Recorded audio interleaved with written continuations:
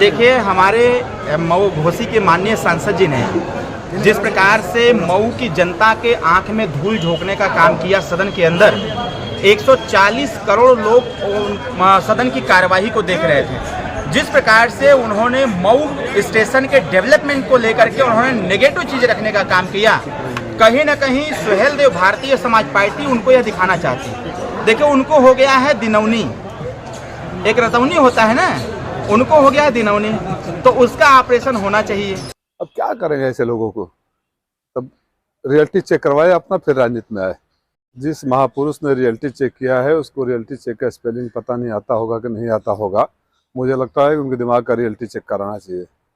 मुझे ऐसा लग रहा था कि जो आज़ादी के बाद अब तक की सबसे बड़ी ऐतिहासिक जीत जनता ने दी है, तो कुछ सद्बुद्धि आई होगी।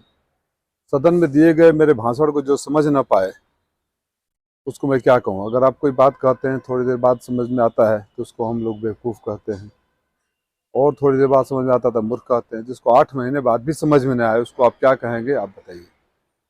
मेरे भाषण पर ना तो रेल मंत्री सामने बैठे थे, रेल राज्य मंत्री बैठे थे, उन्होंने कोई इतराज़ दर्ज कराया, ना भारतीय जनता पार्टी के किसी या विपक्ष सत्ता पक्ष के किसी सांसद ने कराया। लेकिन ये महापुरुष चले गए। 8 महीना पहले की मैंने बोला है कि जब मैं सांसद बना था, और उसमें मीडिया के साथी भी हमारे थे। मैं यहाँ माननीय रेल मंत्री जी को जरूर धन्यवाद दूंगा कि मीडिया के साथ ही खड़ा था, बाढ़ का निरीक्षण कर रहा था, उनका फ़ोन आ गया मेरे पास और उन्होंने आश्वासन दिया। मैंने भाषण में बोला कि 2 बार 3 बार लिखा, कार्रवाई हो रही है। तो मेरे लगातार सक्रिय रहने की वजह से वहाँ सुधार की स्थिति आ रही है। उस दिन क्यों नहीं गए रियलिटी चेक करने? And who is he to go and do the inspection for the government officers? Who is he? In what authority he can go? कौन से कैसे गए वो किस अधिकार से गए? मैंने डीआरएम को और उसको स्टेशन मास्टर को भी पूछा है और जवाब मांगा है।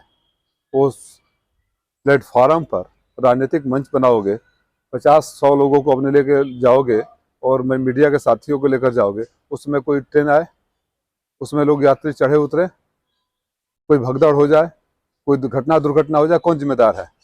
कैसे एक आदमी बिना प्लेटफॉर्म टिकट का अगर जाता है तो उसको फाइन वसूला हो जाता है।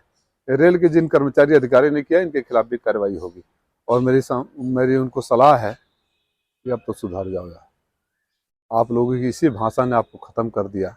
भाषा पर थोड़ा लगाम रखो, अहंकार से नीचे आओ और बोलने से पहले 100 बार सोच लो। लोग हंसते हैं, पता नहीं किसको। मुझे तो लग रहा है कि ट्रंप को भी टैग कर देना चाहिए, किसको किसको टैग किया है। अब क्या करेंगे ऐसे लोगों को? तब रियलिटी चेक करवाए अपना, फिर राजनीति में आए।